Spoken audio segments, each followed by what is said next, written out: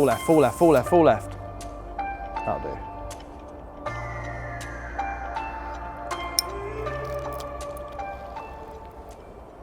Okay, so that's the third rod out for the night. 3 on a spot, absolutely perfect. I've got all 3 rods, probably fishing about 8 to 9 foot apart in total. It's a method I've used for many years. I probably started it maybe 20 years ago now, fishing over on a Bedfordshire clay pit, and I've just carried it on ever since. I don't think there's a water in the country where I wouldn't take this method. It really is effective. I fish a lot of short sessions, a lot of turning up after work, going to work the next day, and anything I can do to maximise my chances, I'm always going to do. So if you get 3 rods on a spot, get a really accurate baiting going, the fish come in, if you can catch 1, you can usually catch 2 or 3. I've probably changed my method slightly over the years, whereas what I always used to do was once I'd caught 1, I'd leave the rods out there until the second and then third one went. But you tend to find a lot now that there's a spot within a spot. So you tend to find one part of the area produces a lot more than others. So what I'm tending to do now is if I do have a fish pretty early on, I'll sometimes give it a go and get that rod back out there, even if it's the middle rod. It's worth a go just to see what happens. And it has proved really successful for me. My last session down here, I had 6 fish and 4 of them come on the middle rod, having recast. So whatever it was about the centre of the spot, that was where the fish wanted to be. But I did pick fish up on the other rods as well. So as I said, it's been a really successful method for me. As soon as I get in the swim, I'm putting a marker float out, finding that spot, making sure that I'm clipping up the spawn probably a third of the depth short to make sure that my bait's falling where my rigs are.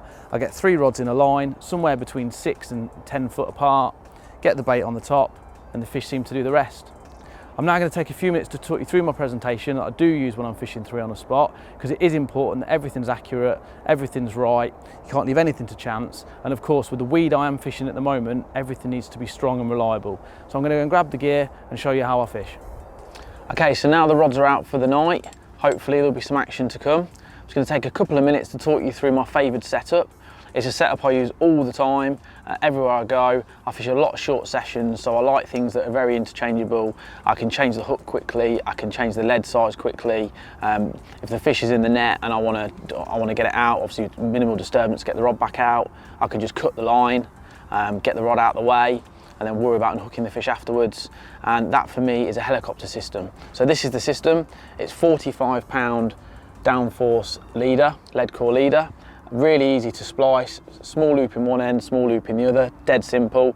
I use that about 3.5 to 4 foot, depending on what the weed's like.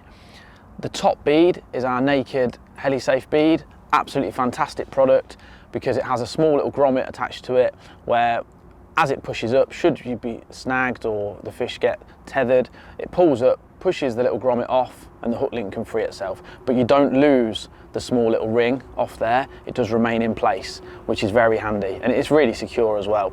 Going down, I use a 4-ounce lead. I use a 4-ounce all the time, even if I'm fishing at 3 or 4 yards out, I'd still use a 4-ounce lead. I just love the extra weight and the hooking ability. And then finishing it off with the spinner rig. I critically balance that so that the pop-up just sits on anything. Even if it feels clear, you never know. There could be a little bit of debris there. You could be unlucky enough to land on some. So I always critically balance it so it sits nicely. And that's it really, that's my go-to setup. Okay, so if you haven't given it a go and it's something you think you fancy trying, then give it a go. Obviously it does take a little bit of practice to get used to and it isn't easy to start with, but with a bit of time, a bit of effort, you will improve and before long you'll have everything super tight and super accurate. It's a method that you just can't ignore, so get on the bank and give it a go. So absolutely made it with this one. £28.10 common, lovely fish. Got the 3 rods on the spot last night. This came on the left rod. Ironically, as I said on camera yesterday, I don't always operate in the way that I continue the rods out on the spot. Often what I tend to do is recast if I get a fish, and this proved just that. Left rod went in the night, small double, put it back, no need for pictures, and then got it back on the spot, felt that drop again, and it went away this morning with this one. So proof in the pudding that if you do get the rod back out, the action keeps on coming. Really strong end tackle was needed. The 28-pound control mono doing its job. Downforce lead core leader and the usual spinner rig. Just look at that one. Absolute cracker. It's made the trip for me, this one.